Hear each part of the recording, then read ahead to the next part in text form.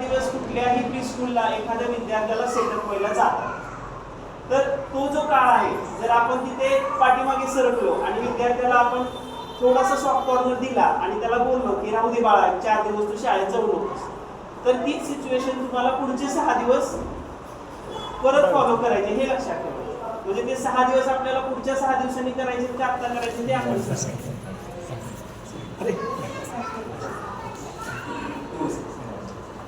तर ह्या सर्व गोष्टी आपण पालकांनी थोड्याशा शाळा नवीन आहे किंवा शाळेमध्ये येताना फॉलो करायची.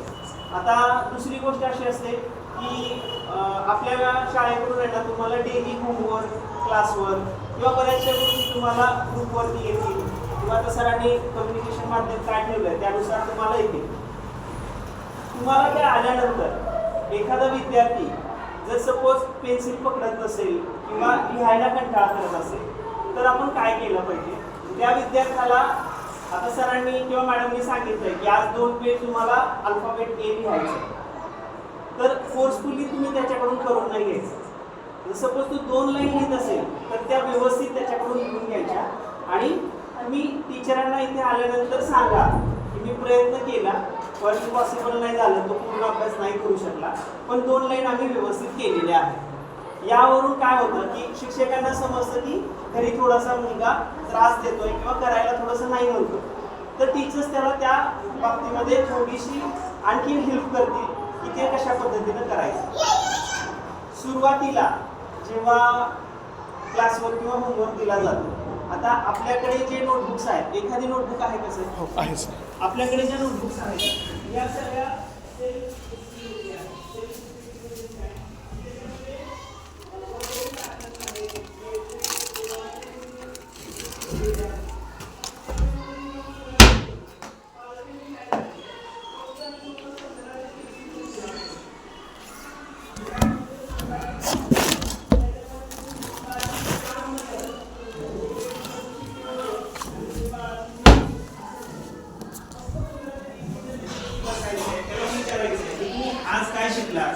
आज तुला स्कूलमध्ये काय झालं, ह्या सर्व गोष्टी तुम्हाला विद्यार्थ्यांना विचारायच्या.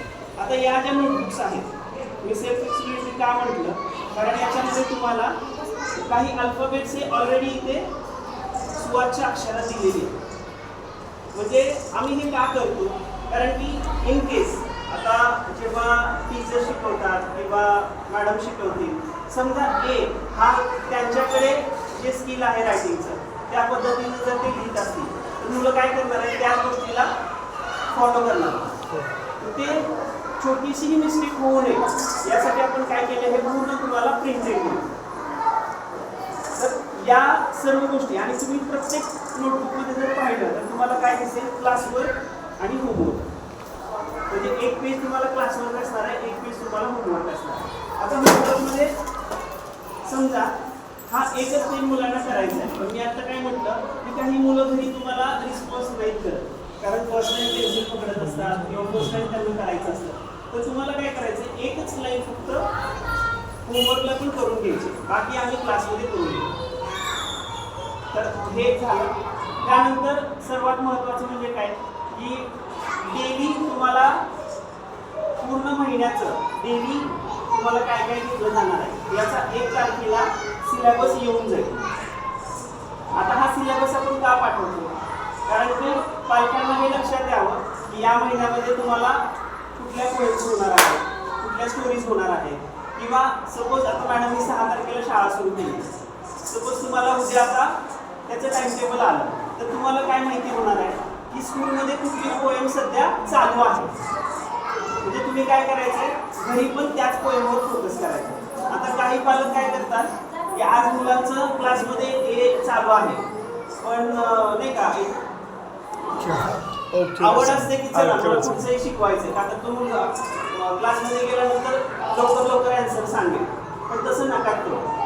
कारण काय होतं, क्लासमध्ये जर त्याचं कंप्लीट असेल ना मग तो गोंधळ घालायला सुरू होतो, कारण माझं झालेलं.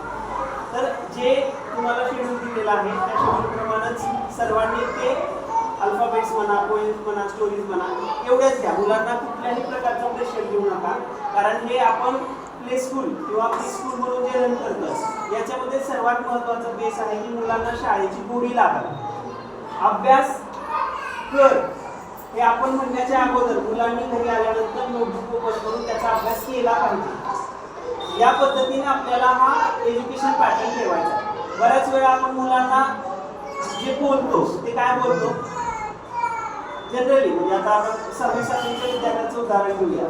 पालक कधीच त्याला म्हणत नाहीत बाळा तुला आज तू काय केलंस की तुला काय आवडतं, ह्या गोष्टी आपण नाही बोलत. होमवर्क झाला का, क्लासवर्क झाला का, आज टेस्ट आहे का, तुला किती मार्क्स पडले, याच्या पलीकडे आपण काहीच बोलत नाही. आणि मुलांचं कसं असतं, एखादी गोष्ट त्याला आवडत नसेल असे त्या गोष्टीचा तिरस्कार करायचा. तर ती गोष्ट मुलांवर लादू नका. जेवढं त्याला जेवतं जेवढं तो करतो. आणि कंपॅरिझन तर काहीच करू नका. म्हणजे आता बऱ्याच वेळा आम्ही पाहतो ज्यावेळेस पॅरेंट्स मीटिंग वगैरे असतात, समजा एखादा विद्यार्थी A to Z छान अक्षरात लिहितोय आणि एखादा विद्यार्थ्याला आणखी पेन्सिल पण पकडता येत नाही, पालक लगेच कंपॅरिझन करतात की असं का. आम्ही प्रयत्न करतोय, आम्ही प्रत्येक विद्यार्थ्याला पर्सनली लक्ष देतोय, प्रत्येक विद्यार्थ्याचा त्या पद्धतीने अभ्यास घेतोय. पण काही मुलांची शिकण्याची जी आवड असते ही हळूहळू निर्माण होणार. लगेचच त्या गोष्टीला आपण व्हायला पाहिजे किंवा झालं पाहिजे असं संबोधू नका. हळूहळू त्या गोष्टी ग्रॅज्युअली मुलं करतील. त्या काही गोष्टी आहेत. आता काही टिफिनचे इन्स्ट्रक्शन्स आहेत.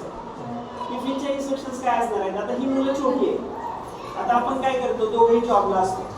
मग आपण काय करतो, सकाळी अन्ना इडली दोन इडली एक ढोकळा स्कूलमध्ये टिफिन आला. मग ह्या गोष्टींचं मुलांना काय असतं, अट्रॅक्शन असतं. आता ही छोटी मुलं आहेत, आम्ही टिफिन ओपन करून देतो, सर्व करून मुलं बसतात, टिफिन खातात. मग त्याच्या डब्यामध्ये जर इडली दिसली तर दुसऱ्या दिवशी तो तुम्हाला हट्ट करणार, मला पण पाहिजे. मग हे काही इन्स्ट्रक्शन्स आपण त्यांच्या हेल्थसाठी फॉलो करूया.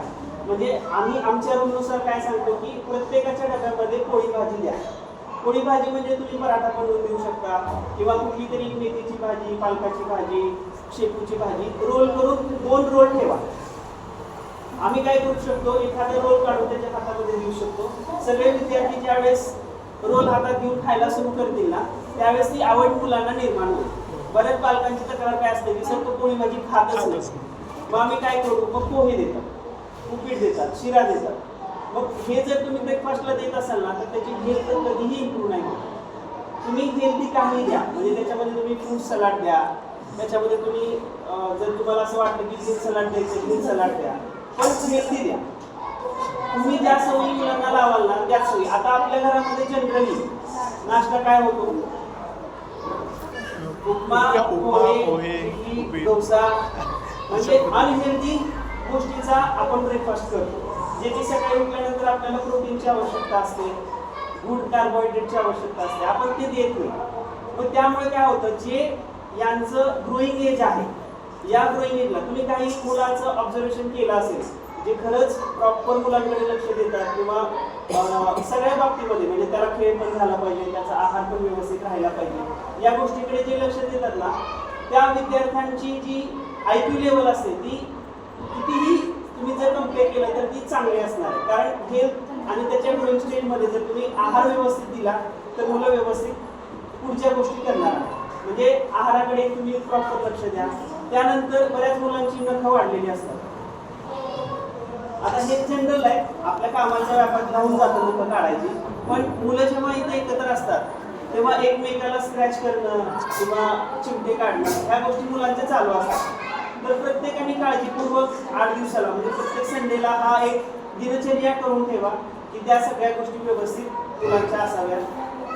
आपल्याला युनिफॉर्मला सुट्टी नाही आहे, म्हणजे बऱ्याच स्कूल्सला बुधवारी वगैरे युनिफॉर्म आपण ऑफ करतो. आपण इथे का नाही ऑफ करत, कारण मंडे आणि ट्यूजडे तुम्ही हा येलो युनिफॉर्म घालता, वेडनेसडेला रेड युनिफॉर्म आहे आणि थर्सडे आणि फ्रायडेला परत येलो युनिफॉर्म आहे.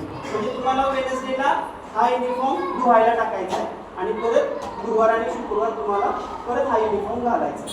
म्हणजे हे काही बेसिक इन्स्ट्रक्शन्स आहेत जे आपल्याला इथून पुढे फॉलो करायचे. शाळेमध्ये एखादा विद्यार्थी यायला नको म्हणत असेल तर तुम्ही एकदा तुमच्या पर्सनल कोण डॉक्टर असतील तुमचे, त्या डॉक्टरांना तुम्ही भेटा, त्या डॉक्टरांना दाखवा. जर त्याला फीवर असेल किंवा तो कशासाठी जायचं नाही म्हणतोय ह्या गोष्टी विचारून घ्या आणि मग त्यांचा सल्ला घेऊन तुम्ही शाळेमध्ये पाठवा. पण जर फीवर नसेल, आपल्याला लक्षात येतं की तो का आगाऊपणा करतोय, का नको म्हणतोय, तर तुम्ही त्यावेळेस सुट्टी घेऊ नका. त्यावेळेस तुम्ही मुलांना स्कूलमध्ये पाठवा. 7 ते 8 दिवस मी सांगितलं की रुटीनमध्ये यायला मुलांना लागतात. सुरुवातीला रडतील ते, त्यानंतर ते रुटीनमध्ये येते. आता हे झाल्या स्कूलबद्दलच्या बेसिक इन्स्ट्रक्शन्स. तुमच्या काही शंका असतील किंवा तुम्हाला काही विचारायचं असेल तर तुम्ही विचारा. म्हणजे आता बऱ्याच पालकांच्या मनामध्ये बऱ्याचशा शंका असतात की स्कूलिंग कसं चालतं किंवा आम्हाला काय फॉलो करायचं आहे. तर अशा काही तुमच्या शंका असतील तर तुम्ही विचारू. आणि काही गोष्टी माझ्याकडून जरी स्किप झाल्या असतील तरी सरांनी आम्ही चर्चा करून परत तुमच्यापर्यंत ते पोहोचवण्याचा आम्ही प्रयत्न करतो. आणि जे काही आता रूल्स रेग्युलेशन्स मी सांगितले हे पण तुम्हाला ग्रुपला रिटर्नमध्ये आपण देऊ. आपल्या फॉर्मवरती पण आहेत सर. हो आहेत. एखादा फॉर्म आहे काही राहिला असेल तर तिथे पण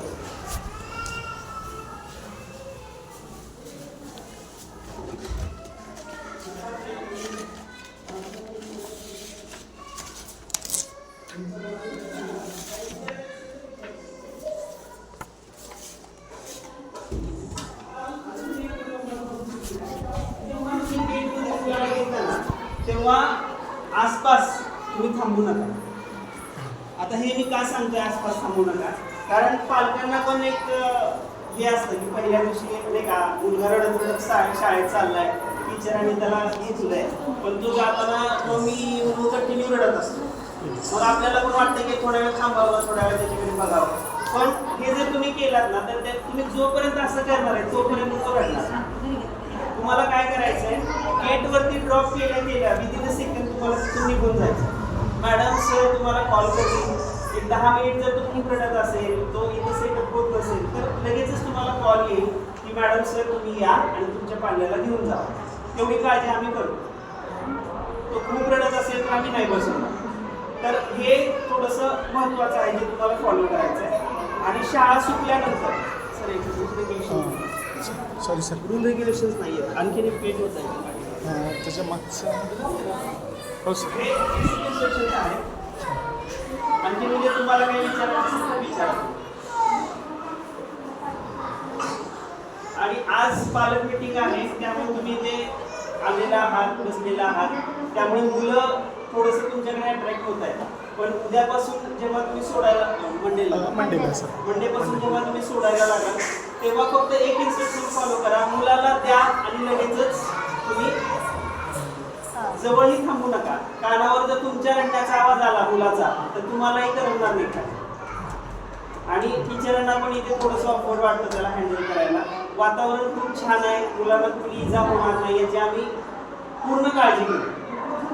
आणि तरी तुम्हाला असं काही वाटलं की काही गोष्टी चुकीच्या होत आहेत किंवा काही गोष्टी अशा घडत आहेत तर तुम्ही लगेचच सरांना किंवा मॅडमला इन्फॉर्म करा. तसं होणारच नाही, पण तरी तुम्हाला असं काही वाटत असेल तर तुम्ही इन्फॉर्म करा. आणि प्रत्येक सॅटर्डेला आपण मीटिंग घेऊया. म्हणजे सुट्टी जरी असेल तर कुणाच्या पालकांच्या काही शंका असतील किंवा पालकांना असतं ना की माझा मुलगा आता बसतो का किंवा तो आता लिहितोय का, कोऑपरेट करतोय का, शेअरिंग केअरिंग आहे का, तर ह्या गोष्टीसाठी प्रत्येक सॅटर्डेला आपण 10 ते 1 ही वेळ पालकांना भेटण्याची देऊ. त्या दिवशी स्कूल नसणार आहे पण पालक येऊन आपल्याला भेटू शकतो किंवा त्यांचे काही नोटबुक्स असतील, त्यांच्या काही शंका असतील तर शनिवारचा आम्ही वेळ देतो. म्हणजे इतर स्कूल्सला 3 महिन्यातून किंवा 4 महिन्यातून मीटिंग असते तर तेवढी तुम्हाला वाट नाही बघायची. सॅटर्डेला तुम्हाला यायचं आहे, तुमच्या काही शंका असतील तर सरांसोबत मॅडमसोबत तुम्हाला डिस्कस करायचं. त्याचं प्रॉपर सर्क्युलर आम्ही तुम्हाला देतो. आणि अशाच पद्धतीने जरी कोणाला म्हणजे काही शंका किंवा काय म्हणजे असतील तरी अगदी फ्रँकली सर अगदी म्हणजे निराकरण करतील. सर अलबाळे सर काय विचारायचं असेल तरी तुम्हाला ऍडमिशन फॉर्म दिलाय, या ऍडमिशन फॉर्म वरती जी माहिती तुम्ही भरताय ती अचूक भरा. आणि जर समजा तुम्हाला काही असं वाटत असेल की ब्लड ग्रुप माहीत नाहीये किंवा आणखी कुठल्या गोष्टीची तुम्हाला म्हणजे आधार कार्ड तुमचं काढलेलं नाहीये किंवा आधार कार्ड तुम्ही जस्ट अप्लाय करता ते होत नाहीये तर तसं तुम्ही इथे इन्फॉर्म करा. आणि ही जी माहिती आहे ही माहिती आता एकदा आली की त्याच्यामध्ये कुठलेही चेंजेस होत नाही. त्यामुळे सर आपणही घेताना काय काळजी घ्या की जेव्हा तुम्ही आधार कार्ड घेता, हां सर. बर्थ सर्टिफिकेट घेता, तेव्हा त्या दोन्हीची नावं ही बरोबर आहेत. हो, क्रॉस चेक. म्हणजे आता आशिष हे नाव असतं, बऱ्याच वेळा सिंगल ए आहे का डबल ए आहे, आपल्याला थोडीशी अडचण येते. कन्फ्युजन होतं. आणि आणि आधार कार्डवरती आणि जन्म दाखल्यावरती थोडंसं बदल असतो. आता कसं होतं सर, जन्म दाखल्यावरती जे असतं ना ते कधीच चेंज होत नाही. हो, ते त्याला फिक्स खूप किचकट प्रोसेस आहे, ॲप्लिकेट करा, परत ते नाव चेंज करून घ्या. त्यामुळे ना जे आधार कार्ड बर्थ सर्टिफिकेटचं नाव आहे ते आधार कार्डवर अपडेट करून घ्यायला सांगा. जर चुकून आधार कार्डवर येईल, आता बऱ्याच पालकांना काय असतं की पूर्वी असायचं असेल की शाळेमध्ये नाव बदलता येतं. मग शाळेत लावताना आम्ही अश्विनी नाव ठेवलंय पण आम्हाला सीमा ठेवायचं आहे, मग आम्हाला शाळेत नाव बदलायचं. पण आता तसं होत नाही, कारण ह्या सगळ्या गोष्टी ह्या ऑनलाईन पोर्टलला रजिस्टर्ड असतात आणि तुमचा आधार नंबर, पॅरेंटचा आधार नंबर आणि मुलाचं नाव हे लिंक असतं. त्यामुळे ह्या सर्व गोष्टी तुम्ही देताना काळजीपूर्वक